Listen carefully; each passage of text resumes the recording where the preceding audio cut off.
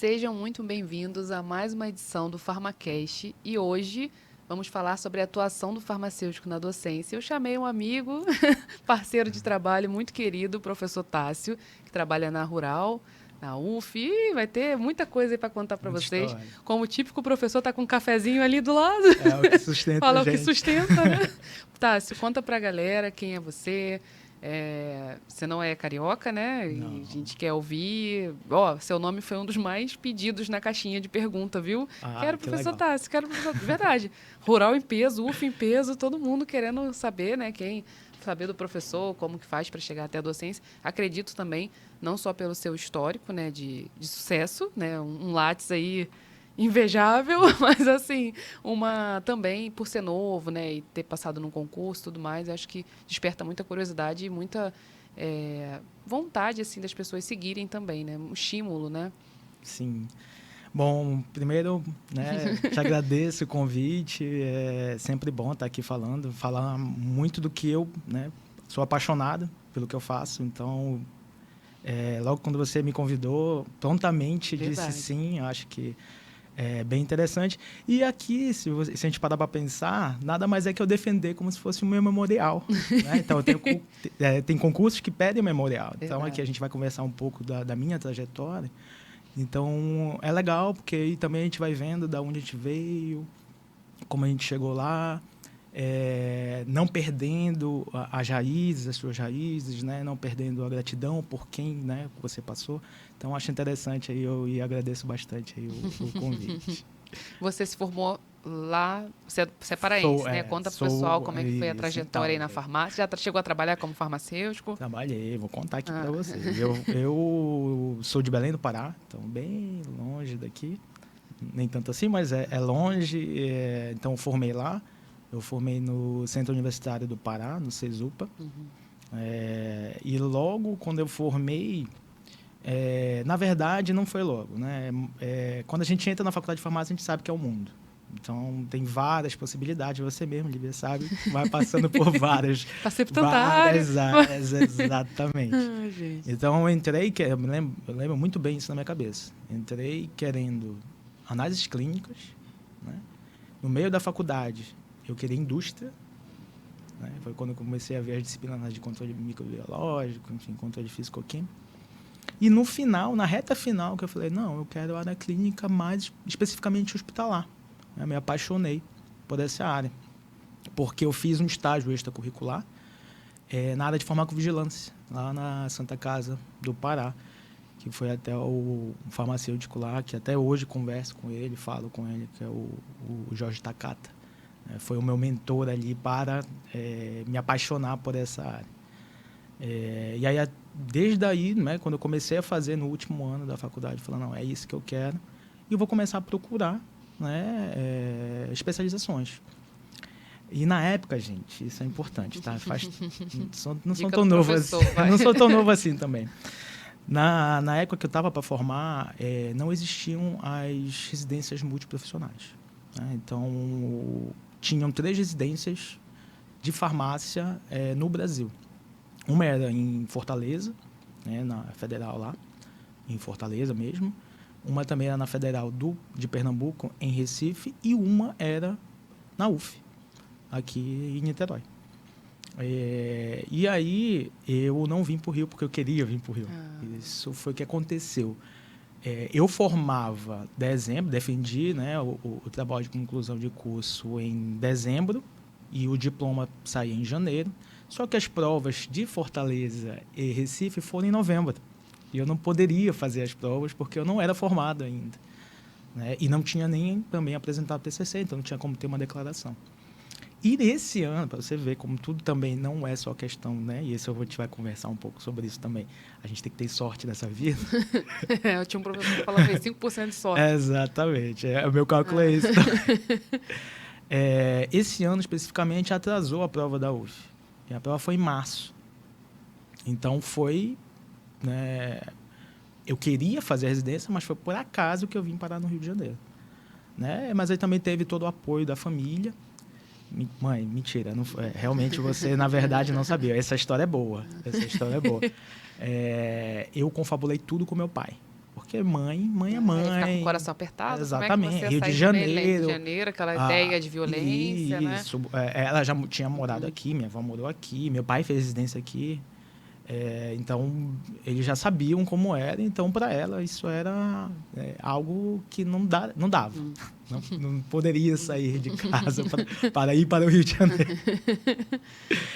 Cidade grande, enfim, eu tinha 22 anos. Então, eu realmente era Ela ficou adulto preocupada, nisso, sim. né? E ficou muito preocupada. Então, eu tive que confabular com meu pai. E realmente, a gente avisou ela uma semana antes que eu vinha com uma passagem de ida. E foi que a gente conversou, né? Que eu tinha conversado com meu pai. Eu falei, quero só a passagem de ida, que eu vou passar. Eu tenho que passar. É isso que eu quero. E como eu falei, não tinham outras provas. Se eu perdesse essa, eu teria que esperar mais um ano para poder fazer de novo. E era algo que eu queria muito, né? Então, eu tive muito suporte, né, da família. Mas, realmente, a história foi essa. Obviamente, depois a minha mãe veio. Então, né, deu todo o apoio. É isso mesmo, meu filho? Então, é isso. Então, vamos dar o apoio. Cuidar, sempre cuidar até hoje, né? Até hoje ela manda. Mãe é mãe. Então, eu tive muito também essa estrutura, essa base familiar de estamos aqui para apoiar. Muito mais apoio moral do que financeiro, mas o importante foi muito mais suporte, isso. Sim. E aí foi isso. Vim em fevereiro, período de carnaval, que não curti tanto, porque tinha que estudar. A prova foi logo no início de março, o carnaval eu lembro que foi foi quase março. E aí eu fiz e deu tudo certo. Aí começou com a residência? Aí comecei com a residência na UF, que é a uniprofissional, que até hoje existe, né? A residência da UF foi a primeira residência de farmácia hospitalar que se tem aqui no Brasil. Né? Então, foi pioneira. E naquela época, como eu falei, não tinha residência multiprofissional e os hospitais universitários aqui aderiam à UF. Então, o hospital do Fundão, né, o Clementino Fraga Filho, ele fazia parte, né, um dos polos ali de aceitar residentes da UF. E aí eu fiz lá. E tem um motivo de eu fazer lá. E aí talvez seja muito pela uma via que eu tenho da minha família, né? Meu pai e minha mãe são professores. Minha mãe era professora de português, enfim, do ensino médio. Meu pai é médico e era professor da universidade estadual lá. Então, tinha essa via também de querer... Forte da docência, né? Ainda não era assim tão forte na docência, mas era uma via que eu pensava. Eu gosto de pesquisar também. E tanto que aí eu pensei, bom, na época, não sei se ainda funciona dessa forma, creio que sim, você escolhia o hospital pela sua classificação. Né?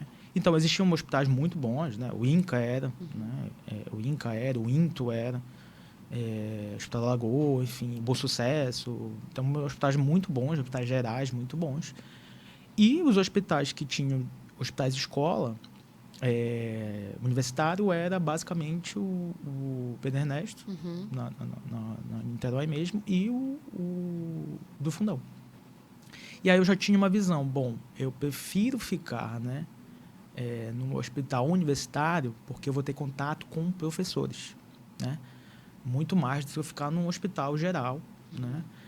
Exatamente porque eu já tinha essa visão de querer fazer algo com pesquisa. Até então não tinha despertado essa questão de professor. Mas vocês vão ver que professor e pesquisador no Brasil é a mesma coisa. Então, eu acabei escolhendo o Clementino Fraga Filho por isso. E eu ficava diretamente ligado com a Faculdade de Farmácia do Fundão. Porque os professores, né, a maioria dos professores que eram da assistência, que eram da clínica, ficavam rotados no hospital. Então, era bem interessante isso. E aí acabou tendo toda essa questão, aflorou mais. Trabalhei com muita gente. Tinha um professor, inclusive, né? Tem 2 professores que me ajudaram muito. Foi o professor Orenzi, que ele foi meu professor da graduação, ele foi meu orientador, e depois ele passou no concurso aqui no Fundão. Belém pra cá. Isso. Se não me engano, ele era paranaense, mas ele foi para Belém cedo, e depois veio passar aqui no concurso do Fundão. E a professora Márcia Passo, que continua ainda lá no Fundão. Então, como era, né, conterrâneos, a gente acabou que me abraçaram, me acolheram. E trabalhamos juntos ali dentro do HU com pesquisa, né? E, obviamente, eu fiz a parte prática da profissão, né? Então, era muito legal para mim, porque eu estava trabalhando com as duas coisas que eu queria, que era a parte profissional, né? E, né, vocês já devem ter visto, né, o podcast do pessoal que veio falar sobre residência, que foi muito bom. É aquilo mesmo, tá? Vale muito a pena. E digo mais, vale não só a pena para a prática profissional, tá, gente? Muita coisa que eu uso em sala de aula hoje em dia foi da residência. Porque ali você tem questões que realmente, né? Acho que ele até tinha comentado que não tem ali em rodapé de livro, que aí a gente, com a vivência, consegue passar de alguma forma, obviamente, sempre tentando teorizar, né? É importante a teoria, sim. Mas é importante quem está falando de teoria ter passado minimamente por aquela situação, né? Senão a gente vai ficar um monólogo, né? Só passador de assunto, né? De temas. Então foi muito importante para mim a residência para também a minha formação enquanto docente. E ainda trabalhava na época com antibiótico, trabalhava muito com essas questões que estão muito agora em relação ao stereochip, e eu trabalhava com a CCH direto, eu trabalhava direto com médicos, então todas essas questões clínicas, que na época estava bem engatinhando, eu já tinha esse contato com a clínica, né, e muito especificamente com antibióticos, então eu trabalhava muito com essas questões de ajuste de dose e trabalhava com os médicos residentes, a gente sempre trabalhava junto, né? Até hoje, o Fernando Cardoso foi meu co-orientador da residência, né? E do mestrado. Até hoje a gente conversa, se fala médico, da CCH, ele já está aposentado lá do Fundão, mas ele é das servidores. Então, até hoje a gente conversa sobre antibióticos, vancomicina, foi algo que a gente trabalhou bastante. Então, até hoje a gente conversa e tem até linhas de pesquisa desenvolvidas nessa área aí mesmo, né? Que eu acho que é uma área que é super importante e que nós temos como contribuir bem.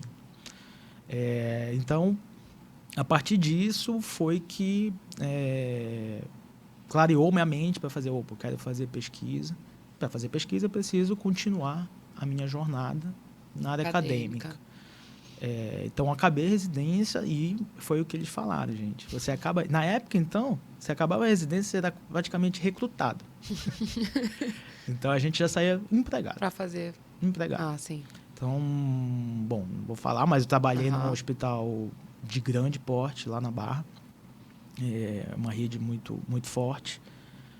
Fui farmacêutico clínico de UTI geral e UTI cardio lá tinha, né? Então, e era uma UTI grande, 20 leitos de UTI geral e 15 de só cardio específico, de cardio. Trabalhei lá. E logo depois, não fiquei muito tempo porque eu fiz a prova do mestrado, né? Aí eu fiz por Fundão. E aí passei na prova do mestrado. Aí foi um dilema. Sair de lá ou fazer... Exatamente, porque aí pesou também a questão financeira, né? Vocês lembram que a bolsa aumentou agora, né, gente? Mas não era Na doído. época era doído e enfim, era uma oportunidade, mas era uma oportunidade, né? Era uma oportunidade para continuar a minha jornada e aí você começa a pensar a longo prazo. Será que se eu ficar aqui, né, ganhando melhor, tudo mais, eu vou conseguir almejar algo mais se eu fizer um mestrado? Que é a tal história, você dá 2 passos para trás para dar 4 na frente. E aí, de novo, família, apoio, suporte. Exatamente. Né? Não, faz, é isso e o que você quiser fazer é isso. Né? Então, sempre sou muito grato à minha família. Então, aí foi isso, né? No Fundão mesmo. Aí eu já fiz na UFRJ. Então, já estava na 3ª faculdade. E aí vocês vão ver, a minha trajetória é meio maluca, mas é isso mesmo. Deu certo. E aí eu fiz para um Fundão. Né? Eu já fiz o mestrado em Ciências Farmacêuticas na UFRJ. E aí, o meu co-orientador é a professora Enzo e a minha orientadora foi a professora Rita Estrela, que até hoje está lá, mas ela também está na Fiocruz. E aí, lá eu trabalhei muito com o laboratório, a questão de monitorização, né? Então, foi toda uma ideia da gente pegar o que eu fiz na residência com os antibióticos e passar para monitorar esses pacientes que usavam esse antibiótico, a vancomicina no caso. Então, a gente começou a fazer isso, só que, claro, né, você sabe, né? O mestrado, assim, Tudo acontece. particularmente, eu acho pouco tempo Sim. para muita coisa que a gente tem que fazer, principalmente as disciplinas. Sim. Então, 2 anos só passar voa. muito rápido. Gente. Então, quem está fazendo mestrado tem que tomar É. controle do tempo. Realmente, Passa muito rápido. passa rápido, é um tempo curto para um monte de coisa que a gente tem que fazer. Então, também, às vezes, a gente pensa muito, né? E a minha dissertação, a proposta, talvez fosse uma proposta mais faraônica, digamos assim, do que eu precisava fazer. Tanto que ela encurtou depois, né? Então, não pensem também, né? Porque geralmente está entrando na área acadêmica mesmo, de fato, no mestrado, quando a gente pensa no mestrado acadêmico, e a gente quer abraçar o mundo, né? Então, quer fazer muita coisa, tudo ao mesmo tempo e não dá tempo. E não significa que a sua pesquisa é pior, menor, menos complexa. É o que você se propõe a fazer, né? E a gente sempre tem que se propor a fazer algo, pelo menos, de qualidade, independente se for algo menos complexo, né? Então, isso também é importante, né, deixar claro, né?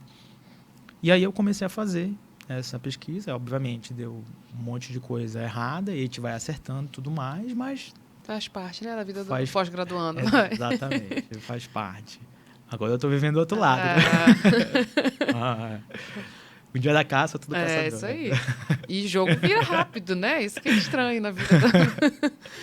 Exatamente. E aí a partir daí, eu trabalhei, como eu falei, né, com parte de monitorização, mas mais de bancada. Né? Trabalhei mesmo com métodos bioanalíticos, então a gente avaliava, né, tirava lá o sangue do paciente, avaliar o quanto tinha de fármaco naquele sangue para dar uma resposta para o médico avaliar, fazer ajuste de dose e tudo mais, né? Só que, assim, foi, não vou mentir, caótico. Pesado também, né? Pesado, foi caótico, porque, enfim, coisas de equipamento era novo, dava muito problema, e geralmente o técnico estava lá. Até brincava que eu já era técnico, né? Porque eu já sabia. Já sabia mexer, né? Via ele mexendo. Exatamente. Faz parte. Cheguei a dormir no laboratório para avaliar a corrida. Foi dessa forma. E também consegui arranjar, né, para tentar conciliar aí também a questão financeira, né? Trabalhei numa farmácia à noite, né? Que é o tempo que eu tinha, né? Já que eu ficava o dia todo no laboratório. Então, eu consegui trabalhar numa farmácia, uma experiência muito boa, porque quando eu trabalhei nessa farmácia, como era período noturno, as questões mais relacionadas administrativas ficavam com a farmacêutica RT de manhã. Então, eu trabalhava realmente com o público. E eu achava uma coisa muito interessante também, que lá tinha call center. Então, vinham perguntas, ligavam, e o call center eles colocavam exatamente nesse horário para mim, porque realmente eu ficava com a parte mais da assistência. Então, foi ótimo. Fiquei 1 ano e meio, quase 2 anos lá. Aprendi muita coisa dentro da farmácia, né, da drogaria. Não me arrependo nem um pouco. Também, né, são experiências que vieram para somar aqui onde eu estou hoje, né?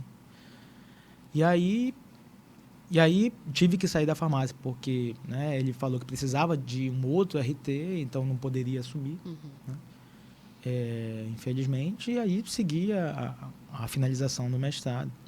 E aí eu botei na minha cabeça, não quero mais trabalhar com laboratório. Quero trabalhar. Doutorado. Porque eu trabalhava com gente. A ideia do laboratório era, na verdade, um mix, né? O laboratório como suporte para dar uma interpretação para o usuário, que era o médico, né? Fazer o ajuste de dose. A ideia é sensacional, mas era uma tese de doutorado e não uma dissertação de mestrado. Então, acabou que eu fiquei muito no laboratório desenvolvendo o método para isso, né? Então, a gente não conseguiu avançar muito nessa questão. E aí, depois eu falei, então eu quero continuar. Vamos fazer. Um doutorado. Aí eu falei, então eu quero fazer lá no hospital. Só que aí no hospital eu tinha que ter alguns resultados antes de entrar. Era a praxe do hospital, você ter resultados. Então eu tinha que trabalhar ali um tempo sem bolsa, sem nada, para ter resultado preliminar, para eu poder aplicar a prova, né? Que era o projeto com resultados preliminares. Então, isso ficou inviável para mim, sendo pessoa de fora, não tinha como fazer isso. E aí, eu comecei, vou ver outros lugares para trabalhar com gente. E aí eu comecei a ver linhas de pesquisa, vi linha de pesquisa em Minas, né, na UFMG, e vi na USP. Mandei mensagem para o pessoal de Minas e da falo USP. isso para os alunos, eles não acreditam que o primeiro contato é o e-mail, né? Assim, Sim. você se mostrar interessado para o professor, você quer entrar naquele laboratório, você vai lá, manda um e-mail, fala da sua trajetória, igual você falou, memorial. Fala do seu memorial, comecei e tal, iniciação científica XXX, tenho vontade de fazer mestrado, tenho vontade de fazer doutorado. Se as pessoas seguirem isso, elas, né, o professor olha aquilo ali de uma outra maneira. Com certeza, né? Eu não tenho dúvida. E o professor responde, né? Isso que eu também, quando responde, eu eu achei que eles eram deuses e não respondiam, não mas respondiam. Mas também, gente, às vezes a gente não responde porque realmente agora eu estou vendo que tem muito, realmente a gente acaba absorvendo outras questões além da docência e que às vezes a gente demora mesmo, faz parte, né? Mas essa questão é importante se abordar, realmente. E principalmente quem vem de fora, Sim. então, gente que está escutando a gente que quer fazer um mestrado, um doutorado, uma residência que for, que seja de fora, quer fazer em outra cidade, entre em contato com esses professores, entre em contato com a pós-graduação. Com certeza eles vão ficar muito felizes, né? Porque eles vão se sentir reconhecidos. E hoje a gente tem uma ferramenta que é a internet, né? Então... muito mais fácil, né? Acessível. Agora a gente também está nas redes sociais, então vocês têm um leque maior ainda de contato, né? Obviamente também as questões dos congressos, gente. Abordem os professores, falem com eles, sejam chatos, né? Eu falo isso para aluno. Faz parte, a gente se sente, né, que está fazendo algo bom, né, para melhorar a nossa profissão. Então, é importante. E a gente vê isso, né? O aluno que quer realmente, que ele é mais proativo, a chance, né? E eu já falo isso por mim, mas creio que a maioria dos professores, amigos, tenho muitos amigos aí também que estão, como eu, né? Jovens já estão na universidade. Também, né? Quando a gente conversa, a gente tem um grupo no WhatsApp que conversa sobre isso, né? Então, a gente sente que o aluno que é mais proativo, ele tem mais chances de fazer algo, né, com a gente, propor algo com a gente. Né? E aí eu fui atrás. Mandou e-mail para o professor da USP. Aí eu mandei para Minas, aí eles responderam, dizendo que, infelizmente, foi o professor Adriano Max. Né? Infelizmente, ele estava cheio de aluno. Ele teria um aluno para defender e só aí depois que abriria uma vaga. Isso também acontece, tá, gente? E mandei para a professora Silvia Storpitz, né? Que aí, essa realmente eu não imaginava. Professora... essa eu realmente não imaginava que ela ia responder, porque ela é a lady da farmácia clínica, aquele livro vai me responder, né? Farmácia Clínica, Atenção Farmacêutica, o livro de cabeceira. Nossa. Eu falei, já tenho não. Eu também penso assim, o não já é certo. Já tenho não. E falei, vou mandar. Ela me respondeu, eu não vou lembrar assim, gente, mas foi em menos de uma semana. Ela falou, e aí, como eu falei, de novo, a sorte, né? Batendo na porta da criatura. Ela falou, nós acabamos de ganhar um edital da FAPESP, né? PPSUS, que era algo muito voltado porque eu queria mesmo, né? Trabalhar com era com um acompanhamento farmacoterapêutico de pacientes de câncer de próstata refratário. Até hoje eles trabalham com isso lá. De pacientes que eram do HU de lá. E a gente está precisando de gente para trabalhar. Aí quando eu posso... Aí eu respondi, quando eu posso ir aí? Quero conversar pessoalmente. Daqui para lá, peguei um ônibus e fui. Aí ela falou, não, olha, a gente vai fazer um curso, isso foi em abril, a gente vai fazer um curso em maio, já vem, a gente conversa e já fica pro curso, pra gente conhecer melhor e tal. Então, super lady, super fofa, né? E aí fui. E a gente conversou sem brincadeira, uns 15 minutos, já alinhou que eu ia fazer o doutorado lá. Olha que Ela legal. ela tinha um projetão, a gente alinhou, ó, vamos fazer. Aí já foi uma outra história, né? Que já, como eu falei, calejado e mestrado, eu falei, professora, assim, vamos afunilar aqui. O doutorado também, esse é um projetão grande, não é só para você. É um projeto, né, lá dentro da farmácia universitária da USP, então é um projeto maior. Vamos afunilar aqui. Então foi isso. Aí decidimos, fiquei em maio. Só que lá tinha que fazer o processo, a prova, ou tinha que ter as proficiências em inglês, né? Uhum. Ou as provas de inglês que eles disponibilizavam, acho que era a cultura inglesa na época. Só que tinham datas específicas. E a data mais próxima era julho. Então eu tive que aguardar tudo mais. Aí, com isso eu fui me virando, né? Fui me virando. Trabalhando aqui no Rio, né? Ia pegando algumas, né? Plantão. Não, ia também pegando pós-graduações, né? Aqueles módulos e tudo. Foi me virando. Tinha feito um pé de meia e tal. E aí fui fazer a prova, a mesma situação. Tem que passar, porque senão a outra ia ser dezembro, a outra prova de inglês. E lá, eu só poderia aplicar, né? Se tivesse passado antes de fazer a prova de fato específica, que na verdade não era a prova, era a apresentação do projeto. Aí fiz, deu tudo certo, passei em agosto, fui para defender o projeto. Deu certo, entrei dia 10 de setembro. 10 de setembro de 2000 e... Não vou falar um ano. Se não entrega, fala. Entrega. Mas, enfim, foi bem assim. Essa foi a história de entrar depois no doutorado. E aí foi assim, onde realmente eu... Divisor de águas na sua vida, né? Um divisor de águas em relação à pesquisa. Não tenho dúvida disso. Isso também é importante falar, gente. Eu entrei, por exemplo, porque será que eu tenho capacidade de entrar num mestrado, num doutorado? Gente, eu entrei no mestrado com um artigo, que foi o artigo do meu TCC. Eu entrei no doutorado com 2 artigos, porque o do meu mestrado ainda não tinha saído, estava submetido, estava no processo. E eu, nenhum. Então, isso não significa... Porque cada edital é de uma maneira. No caso, eu já tinha experiência de dar aula. Sim. Aí eu tirei uma boa nota por isso, palestra, por conta das redes sociais, tinha muita palestra, muito network. E aí, mas artigo mesmo, não, nenhum. Exatamente. Só como colaborador. Meu nome, assim, com primeira autora, não. Então, isso é importante. Muito legal a gente falar sobre isso, porque... A pessoa acha que é impossível. É impossível, ver distante. Mas a outra pessoa tem 10. Eu pensava assim. Isso, exatamente. E você vê que deu certo. Então, isso é uma coisa também, gente. Precisa... sempre eu falo. Precisa ler o edital. Então, você vai aplicar uma prova para qualquer coisa. Vai aplicar uma prova para um concurso para ser farmacêutico do município, tem que ler o edital. O que o edital diz lá? Vai aplicar para uma residência, para um mestrado, doutorado, você precisa ler o edital. Mas eu digo isso por quê? Porque no doutorado, aí eu acho que é importante, como eu falei, né? No mestrado a gente é caótico mesmo, vocês vão ver, não vou romantizar Sempre aqui. dá certo no final, é importante dá isso. certo no final, mas não vou romantizar. Caótico. É caótico, tá? Talvez por esse modelo que a gente siga aqui no Brasil, né? É uma opinião minha.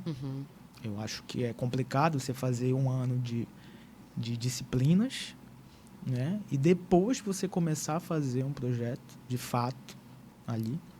Então, é humanamente meio que me considero impossível se fazer uma coisa realmente mais robusta, mas que é exigido. Então, se você for fazer mestrado, tenha ciência disso. Então, é o edital que vai definir. É isso aqui, gente.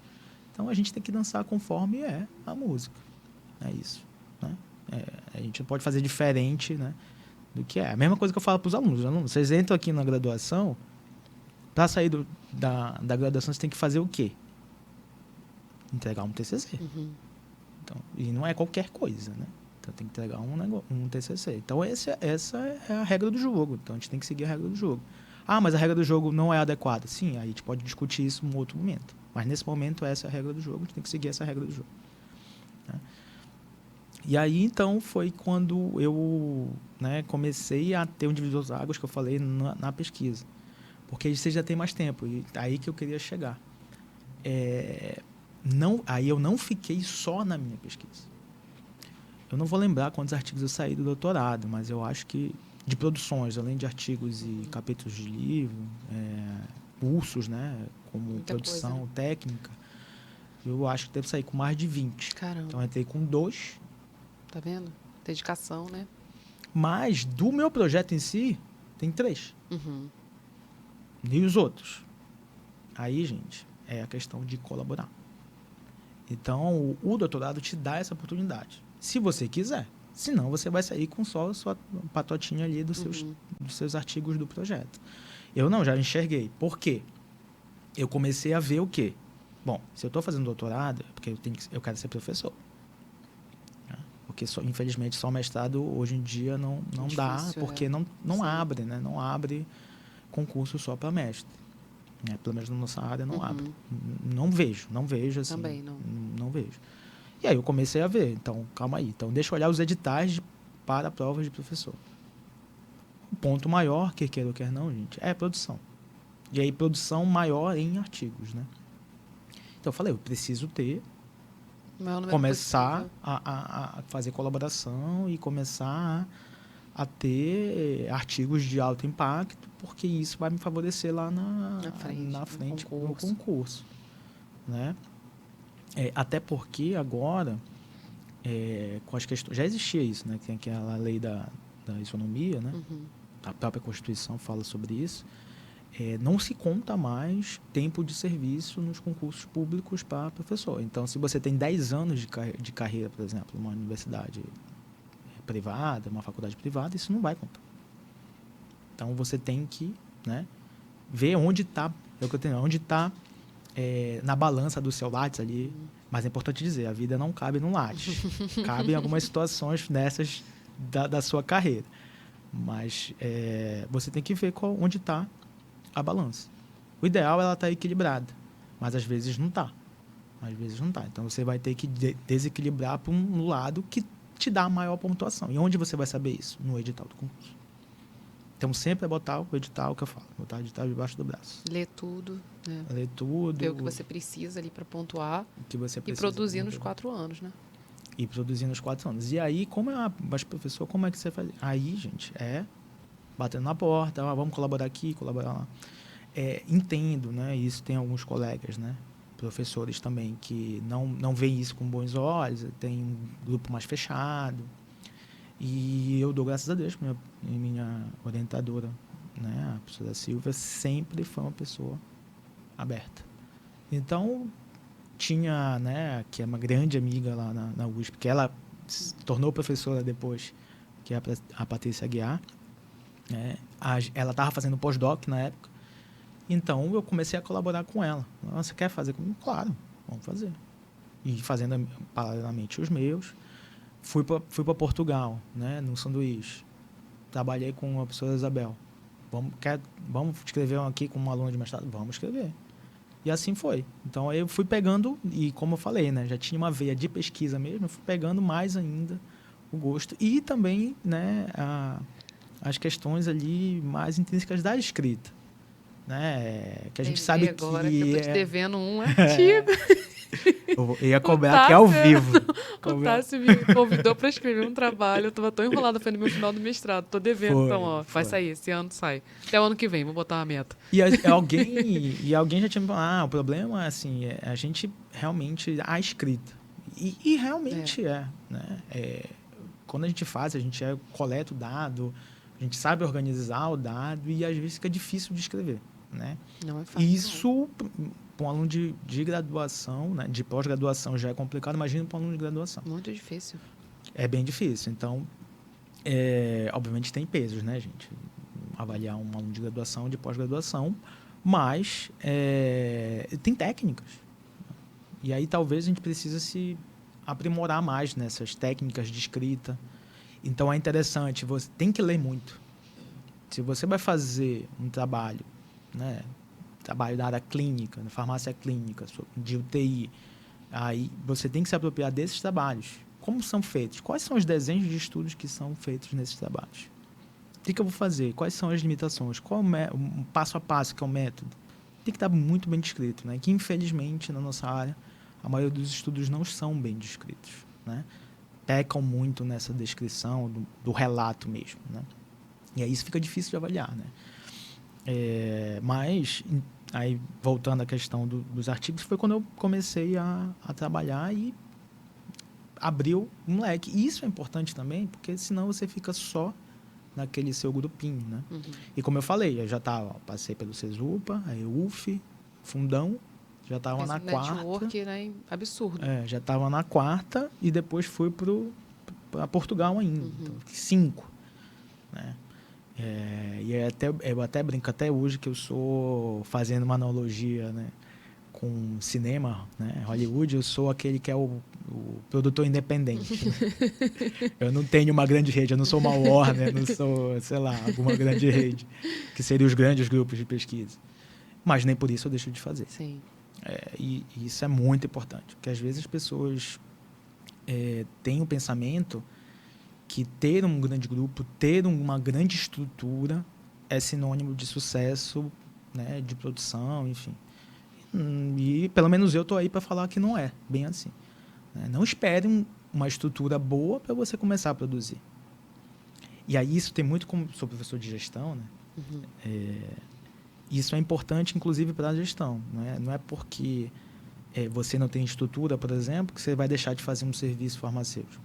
Às vezes é importante você começar a fazer sem a estrutura, e aí você começa a fazer a avaliação do seu processo, do seu resultado, e isso vai dizer para você, eu preciso de estrutura. Eu chego até aqui. Eu chego até aqui porque eu não tenho estrutura. Para eu chegar mais, eu preciso de uma estrutura. Então, isso você até sensibiliza o seu gestor direto. A mesma coisa na universidade. Eu chego até aqui. Eu não tenho nada, eu chego até aqui. Se você for lá comigo na Rural, agora que a gente está estruturando a nossa farmácia universitária. Né? Uhum. Se Deus quiser, já vai sair, já vai estar com consultório e tudo mais. Mas nem por isso eu deixo de produzir. Então, eu tenho uma sala agora de aula, uma sala de aula não, uma sala de estudos, que tem alguns alunos meus trabalhando lá, que antes não tinha.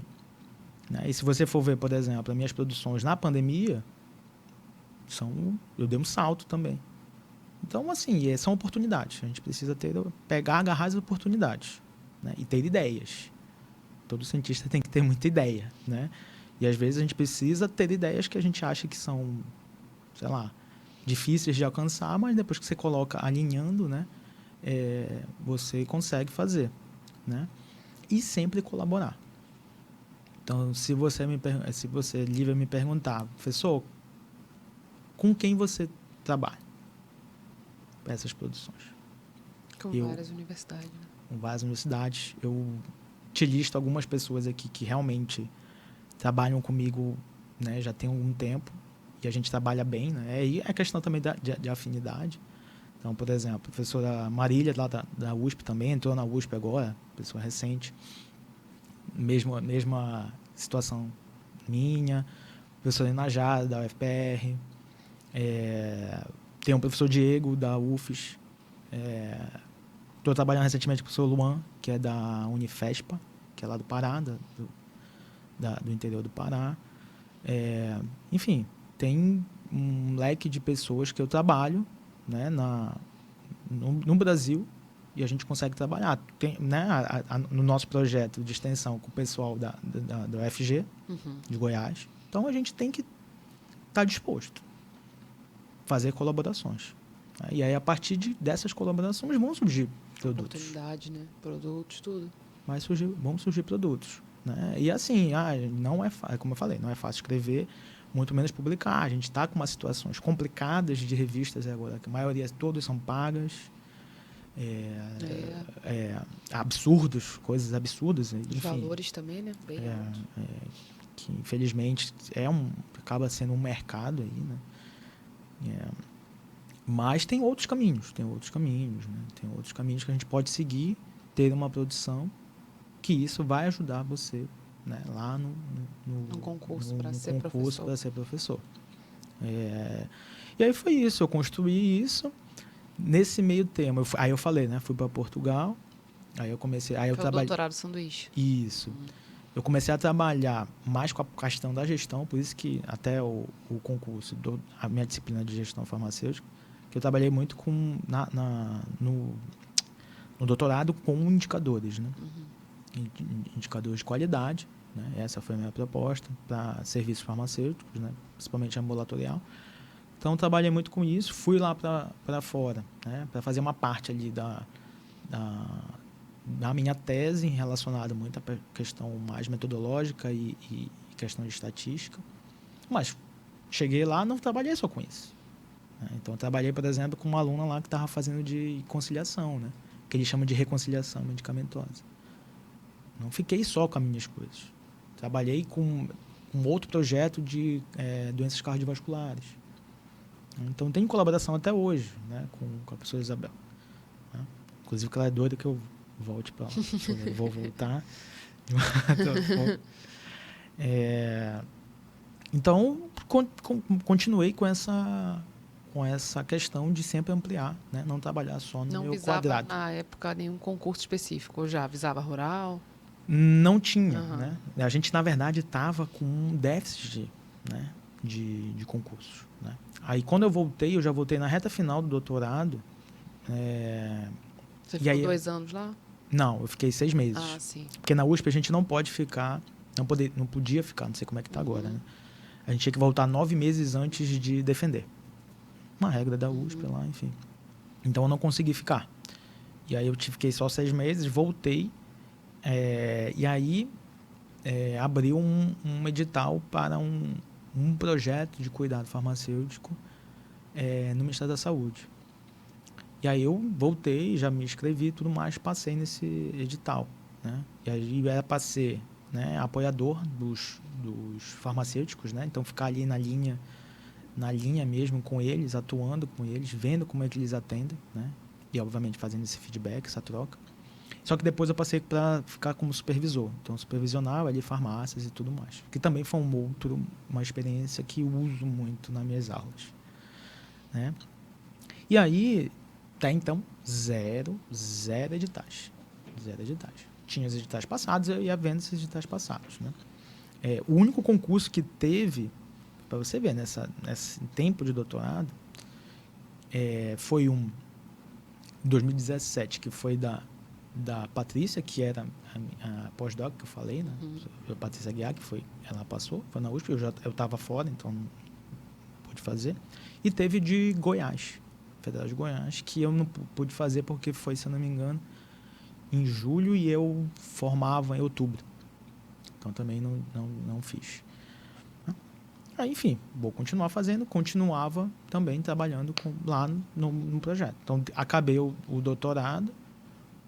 Em outubro, continuei no projeto do cuidado. Recebia, né? Sim. Aí já era um salário melhor e tudo mais. Então, já recebia, tinha como manter. E eu ia continuando estudando para, né, vislumbrando o que eu queria mesmo. E aí, de novo, a pitada da sorte, né? E em outubro, acabou o meu doutorado, né? Final de outubro. Em dezembro saiu o edital da Rural. Caramba, muito perto. E assim, para uma área específica que era, né, que o que eu queria. Uhum. Né? Na farmácia universitária, o edital foi para a farmácia universitária, né? E eu fiquei, né, 4 anos dentro de uma farmácia universitária na USP.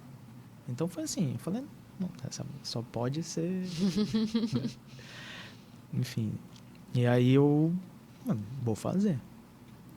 E assim, sempre quando eu boto uma coisa, eu vou fazer para passar. Tudo na minha vida eu faço para passar. Vai gastar o tempo, igual eu falo. Vai gastar o tempo, né? Eu faço para passar. Isso aí. E aí, isso é importante. Aí me falavam, né? Não tem que ver os concorrentes. Sempre falava isso. Não, você tem que fazer lá o seu, não tem que ver concorrente. Eu falei, não é bem assim. Imagina, por exemplo, dar um exemplo. Eu sempre gosto de dar exemplo. Né? Um jogo de futebol. Um time vai enfrentar o outro. O outro não vai ver o que o outro time faz? Não vai estudar? Estuda as estratégias, estuda tudo. Por que eu não vou estudar o meu concorrente? Né? Exatamente para ver como é que eu vou estudar esse cara. Eu vou ver o látis dele. Então, eu vou ver o que ele tem de mais ou de menos que eu. Porque assim, né, um concurso de professor tem várias etapas. Se ele tem um currículo melhor que eu, não vou deixar de fazer o concurso. Pelo contrário, Eu vou ter que estudar numa coisa, né, num Pra você outro ponto, sobressair mais. para me sobressair com esse cara.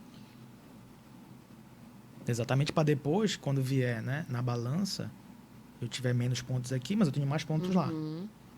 E não é um somatório, né, gente? Então, é isso que eu falo de estudar. Não é ver quem é a pessoa. Ah, essa pessoa tem 50 artigos, 100 artigos. Ver como você pode chegar. Até porque isso tem um corte também. Não vai valer os 100 artigos, né? Não é pontuação infinita, né? E aí você tem que dizer, se o cara tem isso aqui, mas ele é... Aí tem aquela questão, que as pessoas falam, é carta marcada. Né? Sinceramente, eu não vi, conheço muita gente que fez atualmente, né? Que são colegas meus. A maioria que fez foram pessoas de fora do lugar, né? E foram aprovadas. E foram aprovadas em primeiro lugar. Você é um exemplo também, né? Exatamente. Né? Mas assim, só para dizer que não sou só eu, né? Não foi só a Rural que é imparcial. Né? Então, a gente também tem que parar com isso, porque às vezes a pessoa bota isso na cabeça... E nem tenta. E não tenta. Né? E às vezes só bota na cabeça porque acha que não tem capacidade de fazer, mas tem. Né? Então, você precisa primeiro, sim, ver as pessoas, quem você vai concorrer, para isso, para você pensar onde você tem que se sobressair, não para desistir. Né? A partir disso, você tem que ver a banca. Estudar a banca é importante também. Por quê, gente? A banca, geralmente, são pessoas que são experts naquela área, naqueles pontos. Então, dependendo da universidade, a maioria das federais, por exemplo, tem o quê? A prova escrita. Então, é de bom tom você colocar ali, né, algum artigo, algum produto que alguém da banca está na sua prova escrita. É aquela analogia de que todo orientador fala, a gente vai publicar, a gente vai tentar aquela revista, cita um artigo daquela revista. Claro. É mais ou menos nesse sentido. Então, estudar a banca é isso. Ver o que de produção e tentar incorporar isso dentro da sua escrita. Né? E a escrita, eu considero, pelo menos, a parte mais importante. Né? Geralmente, ela tem um peso, né, maior que a didática. E é onde você consegue, né, nivelar mais, né, a sua pontuação se você tiver um currículo inferior aos candidatos. E aí você precisa estruturar. Né? O que eu fiz? Eu fiz todos os pontos. Eu peguei, né, porque a gente tem, né, só, né, para quem não conhece o esquema de uma prova, né, no concurso, na prova escrita você tem 1 hora para ler, né, livro, sei lá, qualquer coisa, material que você tenha, você lê, acabou aquilo, você recolhe e aí começa a prova escrita. De fato, você tem 4 horas para fazer. Então, a primeira coisa, você tem que estar muito bem de espírito, porque é uma prova realmente desgastante. Né? Além de que você está pensando, aquilo é o concurso pode ser da sua vida. Então, já tem uma carga emocional, então você precisa estar muito bem paz de espírito para fazer, né? Então, também aconselho a quem tem esse tipo de ansiedade, né? Investir nessa parte, né? De saúde mental. Da saúde mental. A gente entende, inclusive, por esse período que a gente passou de pandemia. Então, é importante você estar muito bem, né? Para você conseguir fazer essa prova. Né? E aí eu fiz todos os pontos. Todos os pontos. Então, o que eu cheguei lá? Para ler, eu não fui abrir livro. Eles sorteiam um ponto na hora, falar, vai ser esse ponto. Às vezes não é um ponto, não. Né? Esse eles sortearam 3, né? Também foi complicado. 3 pontos em 4 horas, né? A banca foi bem rígida. Mas aí o que eu fiz? Li os 3 pontos e fui fazendo esquemas. Olha, eu quero falar desse ponto. Né? E eu fiz, né, como se fosse igual um trabalho escrito, né? Contextualização, o meio para falar geral e considerações finais para cada ponto. Né? Então você fez uma introduçãozinha, e eu fui fazendo esquema. Eu tenho que falar disso, nessa parte. Coloca umas citações, é importante. Mostrar que você tem, né, aprofundamento no conteúdo. Né? Coloca as citações.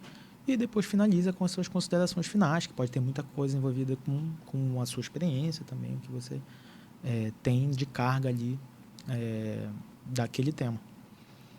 Então, eu fiz isso para os 13. Depois, os 10 minutos finais, 15 minutos finais, eu lia só o meu esquema. Então, eu gravava, tem que escrever isso. Nessa sequência, não é? Se forem temas, por exemplo, esses 3 temas, eles tinham a ver, mas eu preferi fazer temas separados. Pode fazer isso, não tem problema. Então, eu fiz 3, como se fosse 3 provas mesmo. Eu não juntei os temas. Então, eu fui fazendo assim. E aí, eu fui meio que pensando. Tem isso, tem que fazer isso. E aí, eu fui montando a estratégia na minha cabeça. Acabou uma hora, né? Até você iniciar, você começa a pensar no quê? No esquema que você fez. Você não está pensando lá no que você abriu para ler. Sim. Né? Então, é uma questão que é fixação, mas é uma fixação que você tem do esquema e depois você fica mais, para mim, né?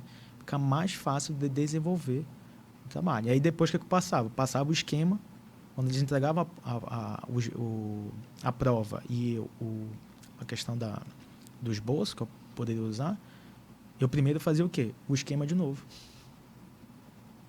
Então, foi assim que funcionou para mim. Uhum. Né? E aí a didática depois já fica mais tranquilo no sentido de que você, né, para quem já teve experiência e tudo mais. Você já tinha, né?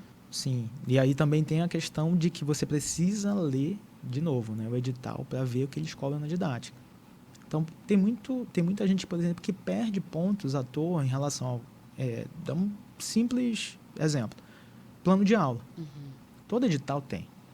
Eu não vi nenhum edital que não tenha plano de aula. Então, assim, o que é o plano de aula? É que você vai dizer o que você vai abordar naquela aula. Você tem que entregar para os professores da banca.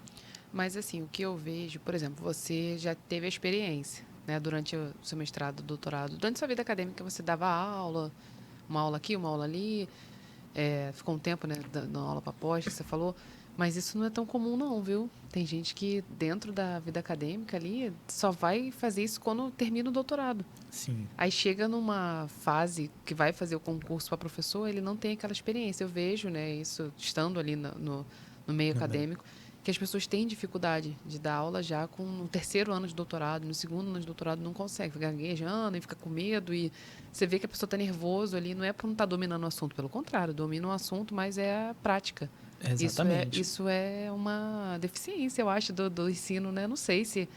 Concordo plenamente. Na verdade, nós professores de universidade, não somos, o que menos somos professores, porque a gente não tem nada relacionado à pedagogia. Uhum. A gente não tem nada a dicção, a gente não tem nada a falar aqui de microfone. Tem nada. Então, isso também vai o quê? De você buscar também. A mesma coisa que eu falei de produção vale para... E você era para frente, assim, nisso, né? Já buscava, já ia pegava ali, pegava uma farmácia para trabalhar, uma aula para dar. Isso é muito difícil. Quase ninguém tem essa expertise de fazer. E tem que fazer. Qualquer coisa que gere comunicação é importante. Você vai ver que é importante. Tudo isso somou, né? Soma para quem vai dar aula, quem vai ser um orador, tudo flui melhor. Né? Então, tem o que você exatamente falou.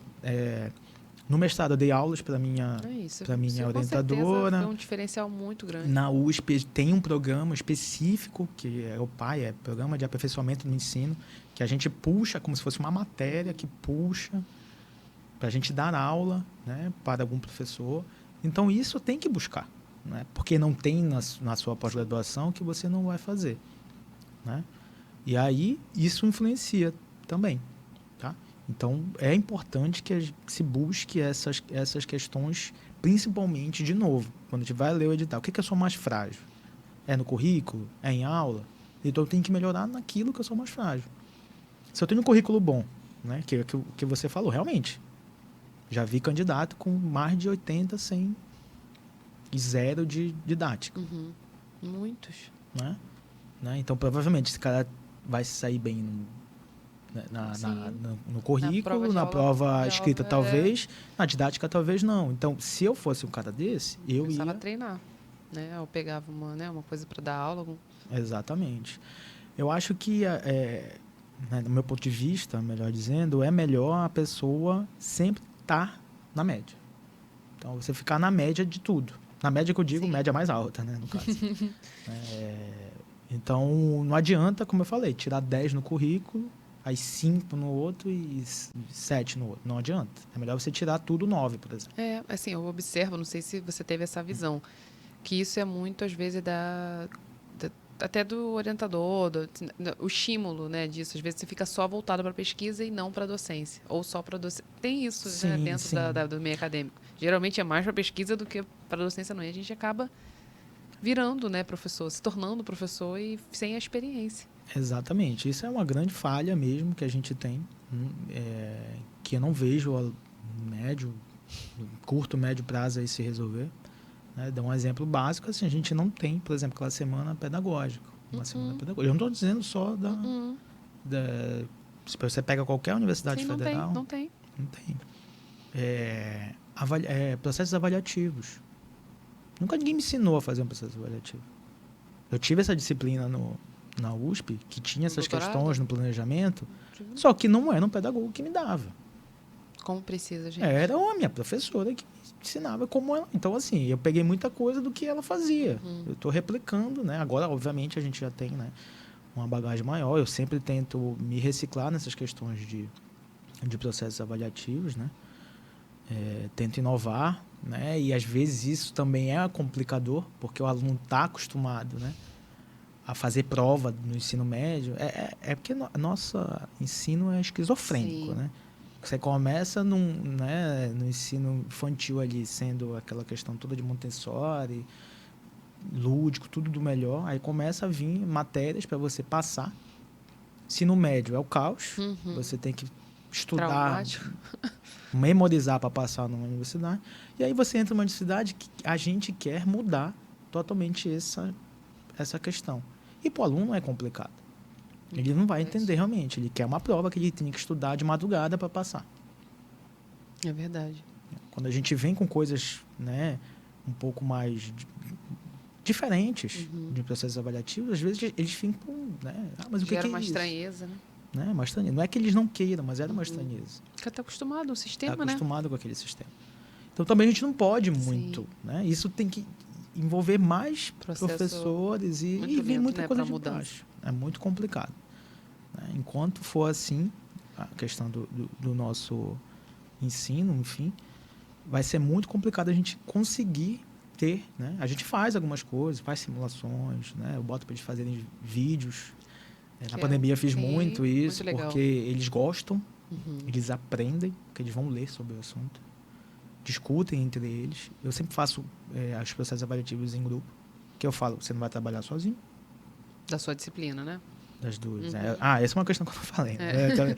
Eu ministro de gestão farmacêutica no SUS e farmácia clínica. Então, sempre estão trabalhando juntos. Vai fazer em grupo.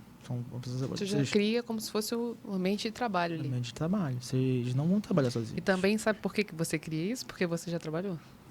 Também, com certeza. Hoje eu tenho uma noção, né, de alguns professores, algumas disciplinas que eu fiz. A abordagem dos meus professores que tiveram contato com o mercado de trabalho era totalmente diferente do que os professores que só não teve essa abordagem, né? Só viveu mesmo a vida acadêmica e tudo mais, não ampliou muito como você. Você já leva ali, né, o ambiente de trabalho para dentro da sala de aula. Isso é muito importante. Não, eu acho que é o que eu falei. Isso, com certeza, vem... Todas essas experiências que eu tive, elas influenciam, umas mais, outras menos, no meu processo de trabalho em relação a planejamento de aula e processos avaliativos dos alunos. Né? Até porque, né, eu não quero ser, eu falo isso, eu não sou passador, como eu falei, né, de assunto. Eu quero que vocês entendam os assuntos, né, e critiquem os assuntos. E eu sempre falo, gente, eu estou aqui para ser moderador. E outra coisa, vão pesquisar em outros lugares, vão ver aulas de outros professores. Então, é uma coisa que eu sempre falei, inclusive, né, lá para os alunos lá da Rural, né, que agora você vai até participar lá da Semana Acadêmica. Eu sempre falei, gente, vocês precisam o quê? Convidar pessoas de fora. Não adianta de fazer uma semana acadêmica com os professores daqui. Isso é muito legal. Os professores daqui, vocês já vão ter o semestre todo. de 4 anos com a gente. De fora você vai ter uma visão, né? Outra de visão. outro... E aí é bom para fomentar a discussão. Então, por exemplo, na farmácia clínica, que eles já estão mais maduros, né? Já estão para formar, tem muitas discussões. Ah, professor, mas eu vi isso aqui, isso aqui. Não, mas calma aí. Vamos, por quê? Será que isso é mais adequado, não é adequado? Então, eu prefiro essa discussão do que perguntar o que é um serviço farmacêutico. Gerar essa discussão é melhor. E a discussão também de fomentar crítica no que eles leem. Que às vezes a gente lê muito e vai replicando o erro do outro que, né? Artigo tem de monte, gente. De questionadores, né? Exatamente. Artigo tem um monte de coisa. Tem um monte de coisa boa, tem um monte de coisa ruim. Então, às vezes, o aluno realmente, a graduação, não tem esse filtro, né? Ele vai aprendendo. Então, eu tento já trazer essa... maturidade para eles. Tentar, exatamente, porque eles já estão ali para formar. Então, eles não podem sair replicando o erro. E eu tento fazer uma aula de graduação como eu faço lá no mestrado, né? Que eu sou professor da pós-graduação lá da UF, né? Do mestrado profissional, que é bem interessante também. Então, lá é total discussão, né? Mestrado é total discussão de artigo, discussão de como melhorar o processo de trabalho, porque majoritariamente são alunos que estão trabalhando, já que é um mestrado profissional. Então, a gente, né, precisa fomentar muito mais essa questão crítica do que conceito. O conceito está lá, você pode, né, consumir o livro e tudo mais. A gente tem que passar, tem que saber, né? Mas a questão mais análise crítica, para mim, né, é mais importante. E se eles souberem, né, fazer uma análise crítica, para mim já estou satisfeito, né, já para mim já contemplou ali né, aquele período, né? Então eu tento fazer várias. Hoje você está com a graduação na Rural e pós na UF. Um monte de coisa, né? Então, pois é, isso que eu falei. Quando a Lívia me chamou para falar sobre isso, a gente ia falar sobre docência. Eu falei, Lívia, o docente de Universidade Federal, ele não é só docente, infelizmente. Ou felizmente, né? Então a gente é pesquisador, então tem linhas de pesquisa, né, de avaliação de tecnologia de saúde, por exemplo. Você sabe muito bem, está no meu projeto de extensão, né, que é o do Centro de Serviços de Informações de Medicamentos de Uso Veterinário, né? Então, tem esse projeto de extensão, tem outros projetos de extensão, como o PET Saúde lá da Rural, que agora finalizou esse ciclo, né? Ele é cíclico, né? Tem início, meio e fim, agora vai abrir outro edital, que é da professora Jaqueline, ela que coordena, eu dou suporte. IC, né, iniciação científica, iniciação tecnológica, de inovação. Então, tem vários alunos que trabalham. Estou na pós-graduação da UF, né, que é o PPG-GAFA. Então, lá também tenho linhas de pesquisas mais voltadas para a clínica e para avaliação de tecnologias em saúde. Então, trabalho lá com alunos com isso. Estou como coordenador do curso, então, parte administrativa. Né? Também estou na parte administrativa do NAT, né? Que é o Núcleo de Avaliação de Tecnologia em Saúde, lá do Instituto de Saúde Coletiva da UF. Então, estou com cargos administrativos. Fora projetos que a gente precisa escrever para o quê? Ganhar dinheiro, né, gente? A gente tem que escrever projeto para ganhar dinheiro. Então, eu sempre tento, e isso é uma coisa que eu sempre almejo, escrever projeto para... Não é para estruturação. Eu escrevo projeto para ganhar dinheiro para a bolsa. Então, quero para meus alunos... Explica esse ganhar dinheiro, que às vezes a pessoa vai achar que tem que ganhar dinheiro para você. Isso. Não, é ganhar dinheiro para o aluno, né? Para movimentar ali a universidade. Exato. Desde quando eu cheguei, eu participo dos projetos, né, de PIBIC, né, que são os programas de iniciação científica e iniciação tecnológica, que é o PIBIT, lá da Rural. Então, eu falei, por quê? Eu quero que meu aluno trabalhe comigo, eu quero que ele tenha uma bolsa. Eu entendo, né? Eu sei o quanto é para o aluno ter uma bolsa e da dificuldade de se continuar ali numa universidade. Né? Então, se eu proporcionar o mínimo para ele, então, para isso, o professor tem que escrever. Né? A gente sempre vai escrever projetos. Sim. Então, quando a gente fala de ganhar dinheiro, é para isso. Ganhar dinheiro para o aluno, para projeto, para... eventos científicos, então, por exemplo... Para ciência, né, de modo geral. 2 alunas conseguiram concorrer e ganharam para ir para um congresso agora em outubro. Então, tudo isso eu tento fazer para o quê? Para os alunos terem uma condição mínima, né, de conseguir trabalhar nesses projetos e, obviamente, produzir algo, né, que é a ideia, né? A ideia é sempre produzir. Então, eu sempre falo para eles, gente, a gente vai ter produção, tá? Porque isso é importante. Isso é importante muito também agora. Não quero seguir carreira acadêmica. Tudo bem. Mas você quer fazer uma residência? É importante. Tem uma aluna recém agora que entrou, me agradeceu bastante, porque ela tinha sido mediana na prova, mas o currículo dela, por ter produção, passou na frente de muita gente. Caramba.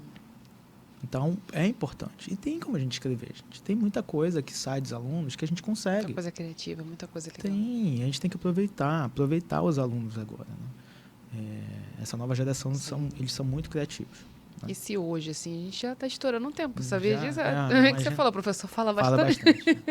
Se hoje, assim, você deixar um recado, eu vou colocar já vou botar hoje sua foto no grupo exclusivo, a gente está com um grupo exclusivo, né, do PharmaCast no WhatsApp, porque muita gente me pergunta como chegar até a docência, como foi, quais são os caminhos, se hoje você deixasse uma mensagem para um farmacêutico que quer, você falou, né, bastante dos seus caminhos, mas uma mensagem, assim, de apoio, uma, né, coisa que você poderia deixar, uma dica para um farmacêutico que quer seguir a área, que tem vontade. Eu conheço vários e vários e vários.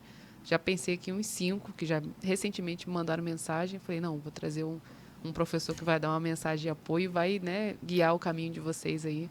O que você deixaria para esse pessoal? Então, gente, assim, primeiro é estudar. Tem que estudar. Isso é a base, né? Estudar bastante. E como a gente falou aqui desde o início, a gente precisa entender como é um processo de um edital, de um concurso. E aí você, né, se apropriar desse edital e já ir construindo a sua carreira desde ali do mestrado e do doutorado. Se você tiver uma oportunidade de fazer residência também, eu assino embaixo. Acho que é muito importante, vai agregar muito. Não pense que está atrasando a sua vida, já que você quer ser professor. Na verdade, não está. Né? Até porque a residência vai contar ali também como ponto ali no seu currículo. Né? Então, né? E se estruturar bastante, né? Sempre pensando lá, né? no concurso. Então, desde sempre, já pegar, né? Sempre ser proativo, pensando nas questões que a gente falou aqui de produção, questões de sala de aula, né? Pensar sempre nesses quesitos aí, que são os quesitos que vocês vão ser avaliados num processo seletivo para professor adjunto, né, do magistério. Então, creio que isso, e obviamente, cada etapa você precisa estruturar, né, o seu estudo. Então, vai ter a estruturação da prova escrita, vai ter como vai se estruturar a sua prova didática, né? Como você vai montar seu memorial, tem editais que precisam de um memorial. Um projeto de pesquisa, também tem editais que pedem projetos de pesquisas para a universidade. Então, você precisa entender o contexto daquela universidade, daquele curso ali. Né? Acho que é isso. Claro, tem muita coisa, né, gente? Eu não tô, se fosse... Aqui a gente está falando muito mais da minha experiência, mas creio que isso já dá abre. Sim. E, com certeza, e não desistir. Né? Aqui eu só falei também, tive a felicidade de ser aprovado, o primeiro concurso que eu fiz, mas isso não é a realidade. Conheço muita gente boa que foi aprovada no segundo, no terceiro. Então isso é importante deixar claro. Não desistir, mesmo você não sendo aprovado no primeiro, e não desistir de fazer a prova porque você acha que tem uma pessoa que é superior a você. Esse acho que é o básico. Né? Como eu falei, se você acha que ela é superior no concurso, você tem que ser melhor em outros pontos do concurso. Muito obrigada, Tássio. Tenho certeza que o pessoal gostou muito. Não sei nem como te agradecer, você é um exemplo. Fico muito feliz de hoje a gente estar trabalhando junto, né? Sim. Diretamente ou indiretamente. A gente está ali sempre pertinho. E o seu nome foi muito, muito requisitado. Tenho certeza que o pessoal gostou, né, da sua entrevista, né? Que falou bastante e é inspiradora mesmo. Parabéns pela história, pela trajetória. Com certeza você contribuiu e contribui muito na vida dos alunos. Na minha também, né? Uma forma de eu retribuir tudo que você já fez por mim, estar aqui, te dar esse momento. e presentear também as pessoas que estão ouvindo com a sua história e com a inspiração. Muito obrigada. Volte sempre. Vamos ver outros assuntos para hoje. Que não falta é assunto, né? Tem, muito assunto. Você realmente tem que me bloquear, o que eu falo Muito obrigada, bastante. viu, por isso. Gente, fiquem ligados aqui no PharmaCast. Até o próximo episódio. Obrigada, Tassi, de novo. Obrigado, Tchau, tchau.